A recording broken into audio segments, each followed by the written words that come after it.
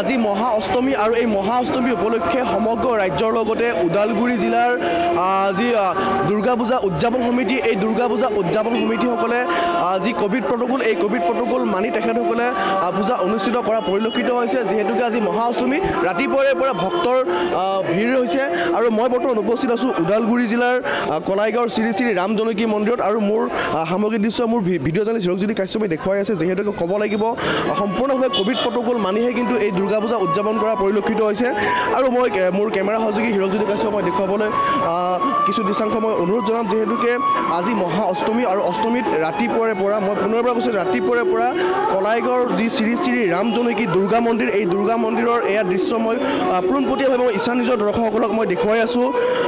যেহেতুকে সকলোৱে যি মংগল কামনা কৰি এখন শৰাই লৈ আহে যেহেতুকে ঘৰৰ পৰিয়াল যাতে ভালে ভালে থাকক বা গোটেই বছৰটো ভালে কুশলে যাওক সকলোৱে তাকে আশা কৰে আৰু ইয়াৰ যি সামগ্ৰিক দৃশ্য এই সামগ্ৰিক দৃশ্য মোৰ ভিডিঅ' জাৰ্নেলিষ্ট হিৰকজ্যোতি কাশ্যপে দেখুৱাই আছে আৰু আজি অষ্টমী উপলক্ষে কিন্তু ইয়াতে নাম প্ৰসংগৰে মুখৰিত কৰি তুলিব কিছু সময় পিছতে আৰু ইয়াৰ দৃশ্য মোৰ ইচ্ছা নিজৰ দৰ্শকসকলক মই পোনপটীয়াভাৱে দেখুৱাই আছোঁ আৰু মই ইয়াৰে যি আৰতি এই আৰতি যি ৰাতিপুৱাতে যি আৰতি এই আৰতিৰ মই কিছু দৃশ্যাংশ মই ঈশান নিজৰ দৰ্শনত দেখুৱাম আৰু ক'ব লাগিব যে এই আৰতি কিন্তু এই শ্ৰী শ্ৰী ৰাম জনকী মন্দিৰৰ যি এই পৰম্পৰা কিন্তু পূজাৰ লগতে তেওঁলোকে নিয়মানুৱলীভাৱে তেখেতসকলে উদযাপন কৰা পৰিলক্ষিত হৈছে আৰু ইয়াৰে যি একাংশ পূজা কমিটিৰ বিষয়ববী আছে এই বিষয়ববীয়াসকলৰ লগত মই যি পূজাৰ কেনেকুৱা ধৰণে তেখেতসকলে এই নিয়ম এই কোভিড প্ৰট'কল কেনেকুৱা ধৰণে তেখেতসকলে মানিছে মই পোনে মই বিষয়ববীৰ সৈতে মই কিছু কথা মই জানিবলৈ চেষ্টা কৰিম নমস্কাৰ জনাইছোঁ ই মাৰ্কছৰ পৰিয়াল চেনেলৰ পৰিয়ালবৰ্গক আমি শাৰদীয় শুভেচ্ছা জনাইছোঁ লগতে গোটেই অসমবাসীকো আমি শাৰদীয় শুভেচ্ছা জনালোঁ প্ৰতি বছৰৰ দৰে এইবেলিও আমি দুৰ্গা পূজা ভাগ আৰম্ভ কৰিছোঁ ইতিমধ্যে যোৱাকালি সপ্তমী গৈছে আজি অষ্টমী যথেষ্ট মানুহৰ সমাগম হৈছে ৰাতিপুৱাৰ পৰাই এইবাৰ আমাৰ ৭৭ বছৰত ভৰি দিলে এইখন পুৰণা পূজা আমাৰ এইখন পূজাৰ আজি ৭৭ বছৰ আগতে স্থাপিত হৈছিলে আৰু কণ্টিনিউ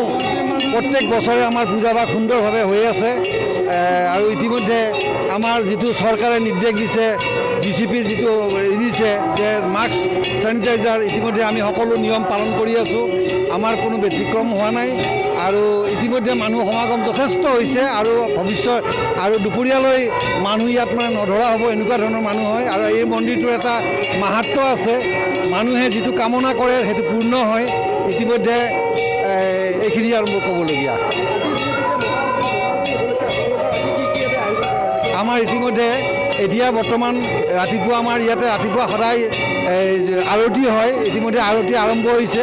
আৰু অষ্টমী পূজাৰ ইতিমধ্যে পুৰোহিত বহিছে পূজাত আৰু দুপৰীয়ালৈ আমাৰ নাম আছে ৰাতি যিহেতু 9টা বা 10টাৰ পিছত আমাৰ কোনো প্ৰগ্ৰেম নাথাকে চৰকাৰে নিৰ্দেশ দিছে সেইকাৰণে আমি আবেলিৰ পৰাই নাম আৰু ইতিমধ্যে গাঁৱৰ পৰা আমাৰ যথেষ্ট নামৰ পাৰ্টি আহে সৰু নামৰ পাৰ্টি আহে এনেকৈ আমাৰ কামটো চলাওঁ ধন্যবাদ জনাইছোঁ মোৰ লগত আৰু এজন ইয়াৰে পূজা সমিতিৰ বিষয়ববী আছে মই তেখেতৰ পৰা পোনে কিছু কথা জানিবলৈ চেষ্টা কৰিম নমস্কাৰ জনাইছোঁ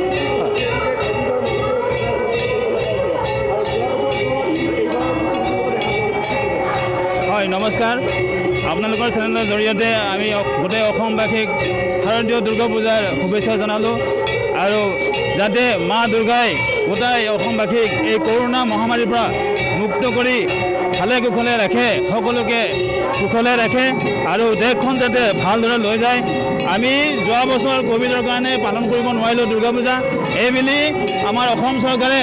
অনুমতি দিয়াৰ কাৰণে আমি কোভিড প্ৰট'কল যিমান পাৰি সম্ভৱত পালন কৰি নিয়ম পালন কৰি আমি দুৰ্গা পূজাখন আয়োজন কৰিছোঁ ইয়াত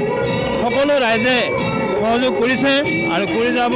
আমি যিমানখিনি পাৰি সেইখিনি সহায় সহযোগ ৰাইজৰ বিচাৰি লৈ আগবাঢ়ি যাবৰ কাৰণে আমি চেষ্টা কৰি আছোঁ নিশ্চিতভাৱে এতিয়া এনেধৰণে ওদালগুৰি জিলাৰ বিভিন্ন ঠাইত এতিয়া এনেধৰণে যি দুৰ্গা পূজা এই দুৰ্গা পূজা উদযাপন কৰিছে আৰু সকলোৱে কোভিড প্ৰট'কল মানি এই দুৰ্গা পূজা উদযাপন কৰা পৰিলক্ষিত হৈছে আৰু আমিও আশা কৰোঁ সকলোৱে যি মাস্ক আৰু চেনিটাইজাৰ এই মাস্ক আৰু চেনিটাইজাৰ পৰিধান কৰি বা মাস্ক তেখেতসকলে পৰিধান কৰক আমি সকলোৱে দেখা কৰিছোঁ আৰু এই কোভিড প্ৰট'কল যাতে ভংগ নকৰি সকলোৱে নিয়মানুৱলীভাৱে এই পূজা উদযাপন কৰে আমি সকলোৱে তাকে আশা কৰিছোঁ ওদালগুৰিৰ পৰা কেমেৰা সহযোগী হিৰকজিৎ কাশ্যপৰ সহযোগত মই শশাংক শৰ্মা।